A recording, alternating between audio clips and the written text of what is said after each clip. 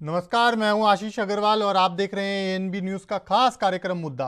हिमाचल की पूर्व सरकार यानी जयराम सरकार पर वित्तीय गड़बड़ियों के आरोप लगे हैं और ये आरोप नहीं बल्कि दावा किया गया है। ये दावा भारत के नियंत्रक महालेखा परीक्षक यानी कैग की ओर से किया गया है। दरअसल कैग की एक रिपोर्ट में कहा गया कि हिमाचल प्रदेश में पूर्व जयराम सरकार के कार्यकाल के दौरान वित्तीय गड़बड़ियां हुई हैं। एनपीएस कर्मचारियों का शेयर केंद्र को पूरा जमा नहीं किया गया। जल शक्ति विभाग, पीडब्ल्यूडी और एक्साइज डिपार्टमेंट के अफसरों की लापरवाही से सरकार को करोड़ों का चूना लगा। रिपोर्ट के अनुसार पीडब्ल्यूडी ने टेंडर आवंटन ठेकेदारों की सांठगांठ से किए। इससे ठेकेदारों को 38 लाख का अनुचित लाभ दिया गया। चंबा के ट्राइबल एरिया भरमौर में एक पक्की सड़क को कच्चा बताया गया। इससे सरकार को 55 लाख रुपए का नुकसान हुआ। ऐसा ऑप्टिकल फाइबर केबल बिछाने वाली कंपनी को फायदा देने के लिए किया गया। रिपोर्ट में बताया गया कि भरमौर में ऑप्टिकल फाइबर केबल बिछाने के लिए 5 किलोमीटर पक्की सड़क को कच्चा दर्शाया गया। पक्की सड़क के लिए 1121 रुपये प्रति किलोमीटर और कच्ची सड़क के किनारे खुदाई के लिए 238 रुपये रेट निर्धारित है। इससे कम वसूली हो पाई। वहीं कैग ने अब इन सब मामलों में पीडब्ल्यूडी और जल शक्ति विभाग के अफसरों के खिलाफ जांच की सिफारिश की है और सरकार को फिजूल खर्ची रोकने के लिए बोला है। गौरतलब है कि जिस तरह से सरकार पर कर्ज बढ़ रहा है उससे हिमाचल आने वाले समय में बड़े आर्थिक संकट में पड़ सकता है।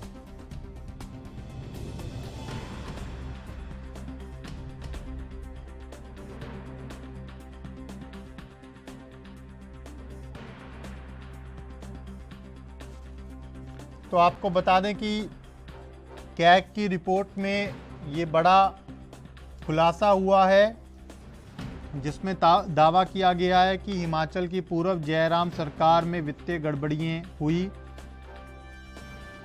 सीएजी की ओर से कहा गया कि हिमाचल में एनपीएस कर्मचारियों का शेयर केंद्र को पूरा जमा नहीं किया। जल शक्ति विभाग, पीडब्ल्यूडी और एक्साइज डिपार्टमेंट के अफसरों की लापरवाही से सरकार को करोड़ों का चूना लगा।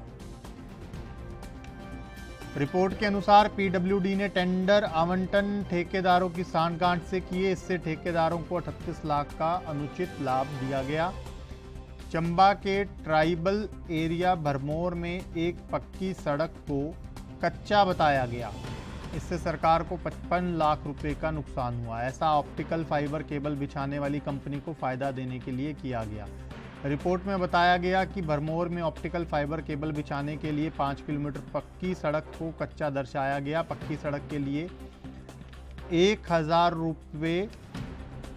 1121 रुपये प्रति किलोमीटर और कच्ची सड़क के किनारे खुदाई के लिए 238 रुपये का रेट निर्धारित है। तो कुल मिलाकर के सीएजी की रिपोर्ट में बड़ा ये खुलासा हुआ है जिसको लेकर पूर्व की जयराम सरकार एक बार फिर से कहीं ना कहीं गिरती हुई नज़र आ रही है, क्योंकि कांग्रेस ने शुरुआत से ही जयराम सरकार के कार्यकाल के दौरान हुए कामों पर सवाल उठाए हैं।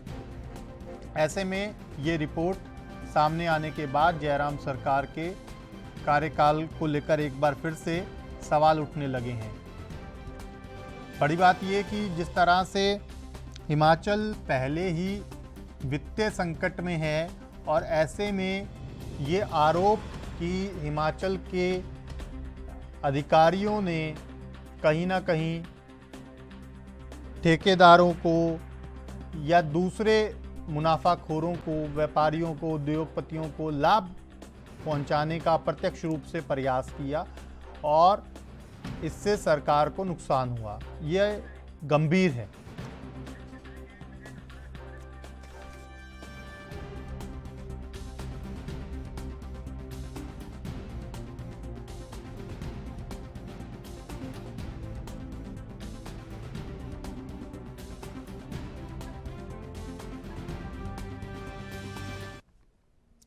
इसी बड़े मुद्दे पर चर्चा के लिए हमारे साथ दो खास मेहमान जुड़ रहे हैं, सीधा उन्हीं के पास चलेंगे।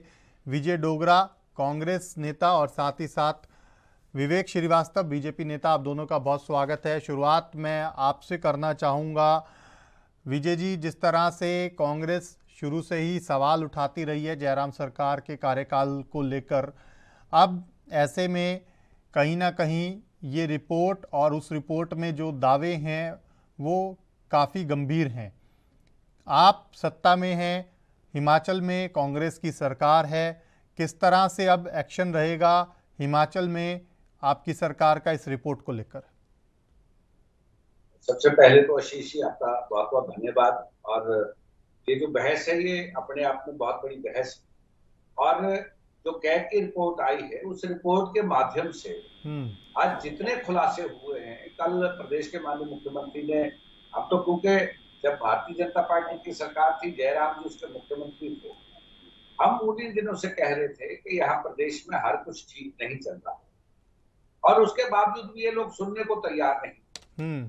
आज जब कैग की रिपोर्ट आई और कैग की रिपोर्ट में जो खुलासा हुआ है, उस खुलासे से ये बिल्कुल जग जाहिर हो गया है कि इन लोगों ने इस प्रदेश को लूटने में कोई कसर बाकी नहीं छोड़ी, और प्रदेश को जिस तरह से दोनों हाथों से लूटने का प्रयास किया गया और अपने चहेतों को जो फायदे देने की बातें होती रही, वो बड़ी दुर्भाग्यपूर्ण है। प्रदेश पहले से आर्थिक मंदी से जूझ रहा है, और जिस तरह से भारतीय जनता पार्टी आज विपक्ष में रह के, अभी तो सरकार को बने जुम्मा 3 महीने हुए, और 3 महीने में भी भारतीय जनता पार्टी विपक्ष की भूमिका न निभाते हुए ऐसी ऐसी बातें करने को वो आमदा है कि वो चीजें छुप जाए। लेकिन कैग की रिपोर्ट में जो बातें सामने आई हैं, प्रदेश के माननीय मुख्यमंत्री श्री सुखविंदर सिंह सुक्खू इसके ऊपर बड़े गंभीर हैं, और उन्होंने बड़े गंभीरता के साथ इसको लिया है। और कैग ने जो एक रिपोर्ट में कहा है कि जो दोषी अधिकारी हैं उनके ऊपर भी शिकंजा कसा जाएगा, और प्रदेश के माननीय मुख्यमंत्री ने ये कहा था बनते ही कि प्रदेश में जीरो टॉलरेंस करप्शन पे हम लोग काम करेंगे।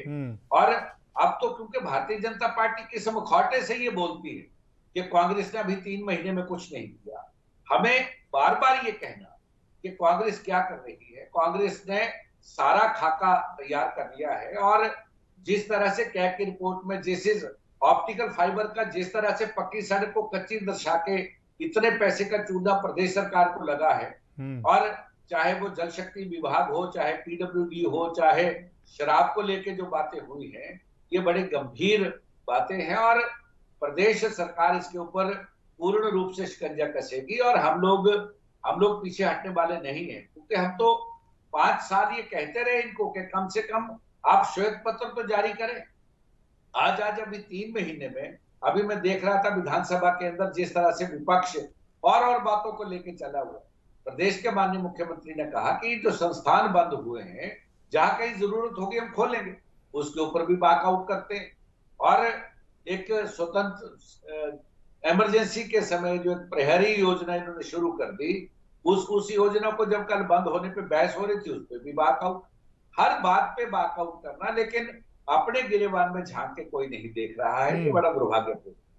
ठीक है, अपने गिरेबान में झांक कर नहीं देख रहे। विवेक जी, भाजपा हमेशा ये दावा करती है कि उनकी सरकारों ने हमेशा पारदर्शिता के साथ, ईमानदारी के साथ काम किया है, लेकिन अब हिमाचल में आपकी सरकार को गए हुए 100 दिन ही हुए हैं, और ऐसे में ये कैग की रिपोर्ट कहीं ना कहीं गंभीर सवाल खड़े कर दे रही है।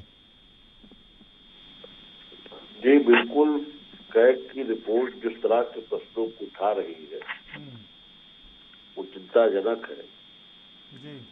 और जिस तरह से अधिकारियों की लापरवाही इसमें निकल करके आ रही है, उन सब के ऊपर कार्रवाई होनी चाहिए। जिस तरह से वित्तीय वर्ष के अनुरूप इसमें गड़बड़ियां दिख रही है, इसकी विधिवत जांच होनी चाहिए। और जो लोग भी इन वित्तीय गड़बड़ियों में सीधे इन्वॉल्व मिलते हैं, उनके ऊपर कठोर कार्रवाई होनी चाहिए। संभव है अधिकारी हो, अगर राजनीतिक संरक्षण भी कहीं से इस गड़बड़ियों को प्राप्त है तो उनको भी कार्रवाई की जद में लाना चाहिए। ठीक है, लेकिन विवेक जी, बड़ा सवाल ये है कि सिर्फ अधिकारियों के ऊपर पूरा नजला घेर देने से कहीं ना कहीं जो अपनी जिम्मेदारी है सियासी तौर पर, उससे तो नहीं बचा जा सकता ना। सरकार आपकी रही है, 5 साल का कार्यकाल पूरा किया सरकार ने, और चुनाव भी आप लोगों ने इसी मुद्दे पर लड़ा कि जो आपकी सरकार थी, जयराम सरकार, उसने पूरी ईमानदारी के साथ प्रदेश में काम किया। ये आपका चुनावी कहीं ना कहीं नारा भी था। लेकिन अब एक एक सड़क के लिए 55 लाख रुपए की गड़बड़ी के आरोप लग रहे हैं। ये मैं एक बार फिर से आपको पढ़कर सुना भी देता हूँ, जो दर्शक अभी जुड़े हैं, ताकि उनको भी ये पता लग जाए कि दरअसल हिमाचल में चल क्या रहा है। जो सीएजी ने अपनी रिपोर्ट दी है, उस रिपोर्ट में कहा क्या है, बड़ी बातें मैं आपको एक बार फिर से पढ़ दे रहा हूँ।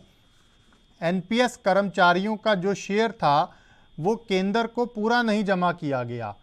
सबसे पहली बात तो ये है कि कर्मचारियों को लेकर हिमाचल का जो चुनाव है पूरे देश में कहीं ना कहीं अब जाना जाने लगा है, क्योंकि हिमाचल चुनाव के अंदर कर्मचारी यानी कि ओपीएस सीधे तौर पर बड़ा मुद्दा रहा, ये आप भी जानते हैं। तो ऐसे में जो एनपीएस था कर्मचारियों का, उसका शेयर आपने केंद्र को जमा नहीं किया। ये पहली बात, इसका जवाब दे दीजिए, ये ऐसा क्यों हुआ? या इसमें भी सिर्फ हम ये कह दें कि अधिकारी ही जिम्मेदार हैं, और सब कुछ अगर अधिकारी ही कर रहे थे तो जयराम सरकार और सरकार के जो नुमाइंदे थे वो क्या कर रहे थे? नहीं, मैंने प्रथम बार में ही कहा, जो लोग इस वित्तीय अनियमितता के लिए सीधे तौर पे दोषी हैं, या किसी राजनीतिक नेतृत्व का भी उन्हें संरक्षण प्राप्त है, सबको जांच के दायरे में ला करके उनके ऊपर कठोर कार्रवाई होनी चाहिए। जी ठीक है, आप कठोर कार्रवाई की बात कर रहे हैं, लेकिन जिस तरह से हम बिंदुवार चर्चा कर रहे हैं, ना सिर्फ एनपीएस कर्मचारियों का शेयर जो था वो केंद्र के पास पूरा जमा नहीं हुआ, बल्कि साथ ही साथ जो जल शक्ति विभाग था, पीडब्ल्यूडी और एक्साइज डिपार्टमेंट के अफसरों की लापरवाही से सरकार को बड़ा राजस्व का चूना लगा है। रिपोर्ट के अनुसार पीडब्ल्यूडी ने जो टेंडर आवंटन किया वो ठेकेदारों की सांठगांठ के साथ किया। ये अपने आप में गंभीर है। ठेकेदारों को 38 लाख का अनुचित लाभ दिया गया। डोगरा जी, क्योंकि अभी जिस तरह से विवेक जी भी कह रहे हैं कि कार्रवाई होनी चाहिए, भले अधिकारी हैं, भले राजनेता हैं, मामले की जांच निष्पक्ष रूप से हो और जो भी इसमें दोषी निकलकर सामने आते हैं उन पर कार्रवाई हो जानी चाहिए। अब बड़ी बात यह है कि सरकार आपकी है, रिपोर्ट आ चुकी है सीएजी की, कब तक इसमें जांच के आदेश आएंगे? और जो ये बड़ा गड़बड़ झाला नज़र आ रहा है प्राथमिक दृष्टि से, इसकी स्थिति पूरी तरह से कैसे स्पष्ट करेगी सरकार? सरकार, क्योंकि आज विधानसभा का आज आखिरी दिन है, आज विधानसभा खत्म होने जा रही है जी, और विधानसभा के बाद माननीय मुख्यमंत्री जी ने इसके ऊपर कड़ा संज्ञान ही नहीं लेंगे, इसके ऊपर जांच भी बिठाएंगे। और जहां तक बात, क्योंकि एनपीएस के कर्मचारी जो अपना शेयर देते थे, अगर वो भी हम लोग केंद्र सरकार में अगर जमा नहीं करवा पाए तो इससे बड़ी और कोई निमित्त तो हो नहीं सकती। और ठेकेदारों को जिस तरह से मुड़ मुड़ के अपने को रेवड़ियां बांटने का जो काम चल रहा था, और उस समय कांग्रेस ने विपक्ष की सकारात्मक भूमिका निभाते हुए सरकार को जब बार बार कहा तो सरकार ये कहती थी कि कांग्रेस तो सिर्फ अड़ंगा डालने का काम करती है। लेकिन कांग्रेस उस समय ये कहती रही कि प्रदेश के माननीय मुख्यमंत्री जयराम जी, आप पीछे मुड़ के जरूर देखें कि क्या घटनाक्रम चल रहा है। और इस बार क्योंकि शराब के ठेकों की अब नीलामी हुई है और उस नीलामी में जितना राजस्व सरकार को आया है, इससे पहले तो सिर्फ अपने चहेतों को बांटे जाते थे ठेके, और 39 करोड़ रुपए का चूना प्रदेश सरकार को लगा पिछले 2 वर्षों में। और जिस तरह से पीडब्ल्यूडी विभाग में ठेकेदारों को सड़कें आवंटित की गई और काम होता नहीं था शुरू, और 85% का भुगतान पहले ठेकेदारों को कर दिया जाता था। ये जो चीजें ये बड़ी दुर्भाग्यपूर्ण है। और जिस तरह से अभी विवेक जी ने जो बात कही है, मैं ये समझता हूं कि इस तरह की राजनीति हम अगर करेंगे तो प्रदेश को या देश को बहुत फायदा होगा। हम लोग जब ये मानते हैं कि अगर करप्शन हुई है तो भ्रष्टाचार पर रोक लगाने के लिए किसी न किसी को आगे आना चाहिए। मैं विवेक जी का बड़ा साधुवाद देता हूं इनको कि इन्होंने जो अभी बात कही है कि जो राजनेता के संरक्षण में ये जिस तरह से घोटाले हुए हैं, जांच में वो चीज भी सामने आने पे इनके ऊपर भी कड़ा शिकंजा कसा जाएगा। और आज जरूरत इस बात की है कि हमारा हिमाचल प्रदेश क्योंकि छोटा राज्य है, पहाड़ी राज्य है, और वहां की भौगोलिक परिस्थितियों और विकट परिस्थितियों को देखते हुए भी अगर इस तरह का गड़बड़ झाला अगर इसमें हुआ है तो इससे बड़ा कोई दुर्भाग्यपूर्ण चिंता वाला विषय नहीं हो सकता। आज प्रदेश के माननीय मुख्यमंत्री ये प्रयास कर रहे हैं कि किसी न किसी तरह से प्रदेश को आर्थिक मंदी से उबार के पटरी पे लाया जाए, ताकि प्रदेश में जो मूलभूत सुविधाएं हैं उनका टोटा ना आए। इसके लिए कांग्रेस की सरकार प्रयासरत। ठीक है, मैं एक बार जो इस रिपोर्ट का दूसरा हिस्सा है वो भी एक बार बता देता हूं कि दर्शकों को कि पूरी रिपोर्ट में दरअसल है क्या। पहला हिस्सा हमने आपको बताया कि कहीं ना कहीं जो पक्की सड़क थी उसको कच्चा दर्शा दिया गया फाइबर ऑप्टिकल डालने के नाम पर, और 55 लाख रुपए का इससे नुकसान हुआ सरकार को। दूसरा, ठेकेदार को काम होने से पहले ही पेमेंट देने के भी आरोप जो हैं वो लग रहे हैं। शिमला के सेंज चौपाल नेरवा सड़क के 10 किलोमीटर के हिस्से को चौड़ा करने के लिए विभाग ने ठेकेदार को 86% राशि का भुगतान काम पूरा होने से पहले ही किया, और ऐसा करके भी ठेकेदार को अनुचित लाभ दिया गया। इसके अलावा अगर जल शक्ति विभाग की बात कर ली जाए तो वहाँ पर भी गड़बड़ियों की आरोप सामने आ रहे हैं। विभाग की कार्य प्रणाली पर कैग ने सीधे तौर पर सवाल खड़े किए हैं। रिपोर्ट में बताया गया कि वर्ष 2016 से 2021 तक 2618.28 करोड़ की 1717 पेयजल जो योजनाओं का टेक्निकल फिजिबिलिटी देखे बगैर मंजूरी दे दी गई। ये बहुत बड़ी बात है। देखिए, आप पिछले 5 साल का कहीं ना कहीं जो कैग ने इस रिपोर्ट में जिक्र कर दिया है जल शक्ति विभाग का, और कैग की रिपोर्ट ये कह रही है कि 2618.28 करोड़ रुपए की 1717 ऐसी पेयजल योजनाओं को टेक्निकल फिजिबिलिटी देखे बिना मंजूरी दी गई। ये बड़ा गंभीर हो जाता है जब आप कहीं ना कहीं इसमें ये तो नहीं कह सकते ना कि एक ही अधिकारी जिम्मेदार रहे होंगे। विवेक जी, इन तरह की गतिविधियों के लिए कभी एक सरकारी जिम्मेदार नहीं होता जी। अभी जैसे आपने कहा कि कच्ची सड़क पता करके, हम नहीं कह रहे हैं, ये कैग की रिपोर्ट कह रही है, हम तो सिर्फ पढ़ के सुना रहे हैं। नहीं, बिल्कुल बिल्कुल, जैसे अभी आपने बताया कि कैग की रिपोर्ट के अनुसार कच्ची सड़क बता करके फाइबर ऑप्टिकल केबल की अनुमति दे दी जी, और उससे राजस्व की हानि हुई 55 लाख रुपए की। तो आमतौर पर देखा जाता है कि जो अधिकारी टेबल पे होते हैं इस तरह की गड़बड़ियां करते हैं, तमाम रजिस्ट्री विभागों में रजिस्ट्रियां हो जाती हैं। ठीक है, दिखा करके किधर। ठीक है विवेक जी, मैं इस पे पूरा डिटेल से आप पे जवाब लूंगा। फिलहाल एक छोटा सा ब्रेक, जल्द लौट रहे हैं।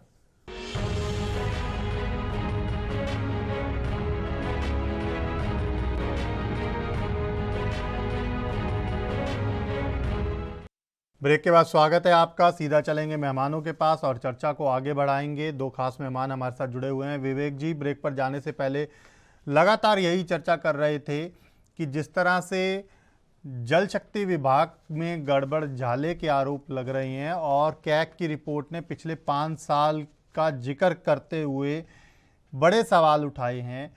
अब ये नहीं कहा जा सकता कि इक्का या दुक्का अधिकारियों की लापरवाही की वजह से, मिलीभगत की वजह से ये सब हुआ होगा। इसमें तो कहीं ना कहीं बड़े स्तर पर ये नज़र आ रहा है कि कहीं ना कहीं ऊपरले जगह भी जो है वो या तो गैर जिम्मेदाराना तरीके से काम हुआ है या चीजों में कहीं वाकई गड़बड़ झाला है?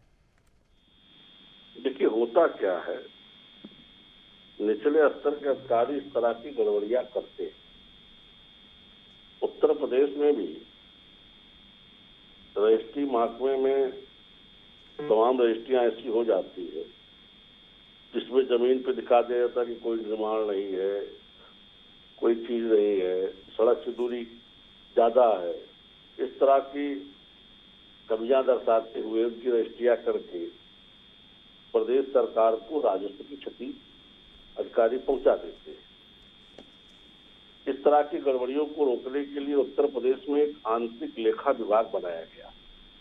हर महकमे में यहाँ एक वित्त अधिकारी, वित्त नियंत्रक मौजूद रहता है जो इस तरह के वित्तीय लेन देन पे निगाह बनाए रखता है।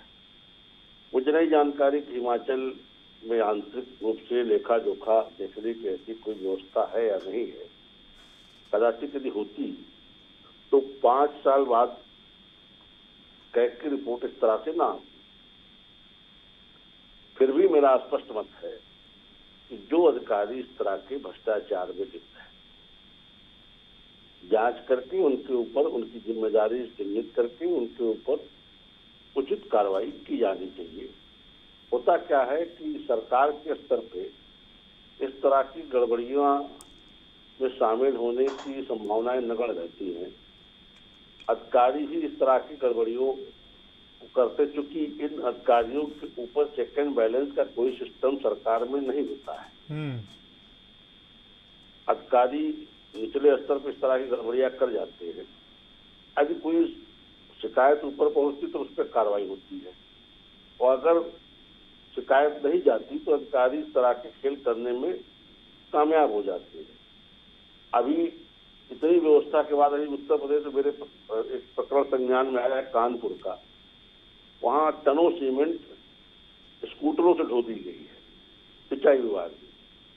मैं इस प्रकरण पे लिखा पढ़ी कर रहा हूँ, 29 तक इस विषय का संज्ञान मैं देने वाला हूँ। मैं कल परसों में पहुंचाऊंगा ले जाकर के। तो इस तरह के अधिकारी गड़बड़ियां करने में कामयाब हो जाते हैं।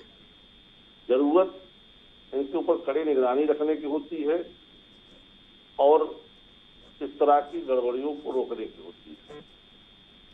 अब जब तक इस पूरे प्रकरण की जांच ना हो तब तक सीधे सीधे पूर्ववर्ती सरकार को इसमें कटघरे में खड़ा करना ठीक नहीं है। अधिकारियों द्वारा की गई गड़बड़ी है, इसकी निष्पक्ष जांच होनी चाहिए। मेरा स्पष्ट मत है कि जो लोग भी इस गड़बड़ियों में शामिल हैं उनके ऊपर कठोर कार्रवाई होनी चाहिए। यदि इस दौरान कोई राजनीतिक व्यक्ति भी इन गड़बड़ियों में शामिल या उनका वरदता है तो उसको भी कार्रवाई के दायरे में लाया जाए। ठीक है डोगरा साहब, आपके पास आऊंगा। जिस तरह से अब क्योंकि कैग की ये रिपोर्ट आने के बाद कहीं ना कहीं हिमाचल की सियासत में भी एक बार फिर से हो सकता है कि नई सियासी जंग छिड़ जाए, लेकिन बड़ा सवाल ये है, सरकार अब आपकी है, सत्ता में कांग्रेस है हिमाचल में, और सीएजी ने इन सब मामलों में पीडब्ल्यूडी और जल शक्ति विभाग के अफसरों के खिलाफ जांच की सिफारिश कर दी है। सरकार को फिजूल खर्ची रोकने के लिए भी सलाह दी है। इसको कैसे अब जो आगे इसकी प्रक्रिया है सरकार कब तक शुरू करेगी? क्योंकि सबसे बड़ी बात है जांच। जब तक जांच नहीं होगी तब तक चीज़ें स्पष्ट नहीं होंगी, और जब तक कहीं ना कहीं चीज़ें स्पष्ट नहीं होंगी तो कार्रवाई भी मुमकिन है, संभव नहीं हो पाएगी। मैं एक बात ये कर दूं कि प्रदेश के माननीय मुख्यमंत्री ने बड़ी गहनता के साथ ये कहा है कि हम लोग ये जो फिजूल खर्ची है, जब से हमारी सरकार बनी है हम लोगों ने ये तय किया है, माननीय मुख्यमंत्री जी के स्पष्ट दिशा निर्देश हैं सबके कि हम लोग फिजूल खर्ची रोके, जो समाज से जुड़े सरोकार के काम है, जो विकास की गति को आगे बढ़ाने वाले काम है, उसको हम बड़ी संजीदगी के साथ कम पैसे में अच्छी गुणवत्ता के साथ हम काम को आगे बढ़ाएं। और ये जो मामला है, ये मामला इसलिए भी गंभीर हो जाता है कि अभी मैं देख रहा था कि आज भारतीय जनता पार्टी का आज स्थापना दिवस है, और भारतीय जनता पार्टी ये कह रही है यहाँ हिमाचल प्रदेश में कि ये सुखू सरकार नहीं दुखू सरकार है। और फिजूल खर्ची देखिए कि कैग की रिपोर्ट में ये सारी चीजें तो दिख गई, और पिछले अक्टूबर महीने से लेकर नवंबर में चुनाव थे, उस समय 952 संस्थान खोले, 992 संस्थान। और जब उन संस्थानों के बारे में जानकारी ली गई और प्रदेश के माननीय मुख्यमंत्री ने कहा कि जहां जरूरत होगी वो हम संस्थान खोलेंगे, लेकिन जो संस्थान बिना किसी परमिशन के, बिना किसी अप्रूवल के खोल दिए गए वो संस्थान बंद होंगे। तो भारतीय जनता पार्टी ने उसके ऊपर बड़ा विरोध किया। आज हम कैग की रिपोर्ट पे, ये आप बिल्कुल सत्य कह रहे हैं कि इसके ऊपर बवाल तो होगा, क्योंकि इसलिए बवाल होगा कि जब ये बात आएगी, अब कितने लोगों की जान के साथ जल शक्ति विभाग खेला है।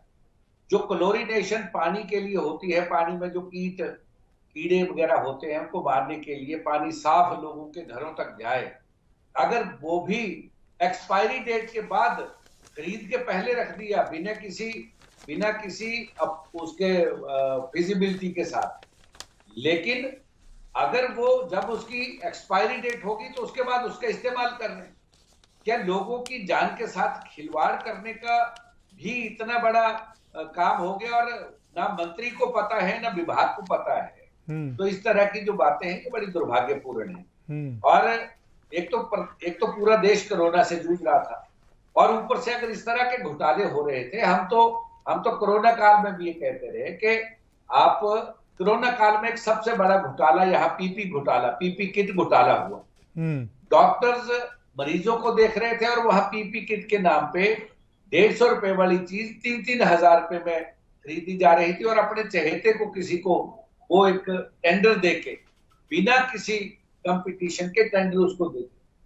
जब उसके ऊपर बात उठी तो कहा जी हम जांच करवाएंगे। अब हमारी सरकार आई है, हमारी सरकार बिना किसी द्वेष भावना के इन सारे मुद्दों पे जांच ही नहीं करवाएगी। जो दोषी लोग होंगे उनको सजा भी मिलेगी। और प्रदेश के माननीय मुख्यमंत्री जीरो टॉलरेंस, करप्शन के मामले में जीरो टॉलरेंस पे वो काम कर रहे हैं। और उन्होंने जो एक संदेश दिया है इस प्रदेश में, प्रदेश के कर्मचारी और प्रदेश का हमारा जो अधिकारी वर्ग है वो ये समझ ले कि प्रदेश के माननीय मुख्यमंत्री करप्शन पे किसी तरह भी कोई समझौता करने वाले नहीं। चलिए, बहुत शुक्रिया आप दोनों का हमारे साथ चर्चा में जुड़ने के लिए। तो अभी के लिए मेरे साथ इतना ही। आप देखते रहिए ANB न्यूज़। नमस्कार।